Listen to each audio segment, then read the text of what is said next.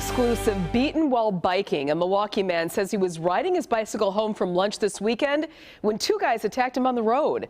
Fox 6's Madeline Anderson joining us live at the scene with the terrifying moments leading up to this attack. Madeline? Yeah, the victim says he was heading east here on North Ave in this bike lane when he says a car coming from the opposite direction tried to take a left turn at 59th Street, almost striking the victim on his bicycle. The near crash made tempers flare and fists fly. With a black eye and a cast around his wrist. And I've got 3 or 4 broken ribs over here. Charles Fink recounts the moment Saturday when he feared for his life. The bicyclist says around 2 o'clock in the afternoon, a driver in a red car slammed on his brakes to avoid hitting Fink in the bike lane. That upset me, so I did use, my middle finger. Next, Fink says the driver made a U-turn and started yelling at him to come over. He said, take one more step.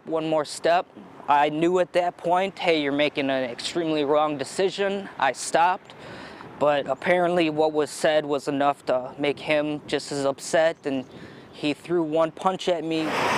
As Fink was trying to get his bearings from the blow, the 31-year-old remembers another man join in on the assault. Put my arms up and I was thrown to the ground and I could barely even get up. Still emotional about the beating, Fink spent the past 2 nights at the hospital recovering and realizing it could have been much worse.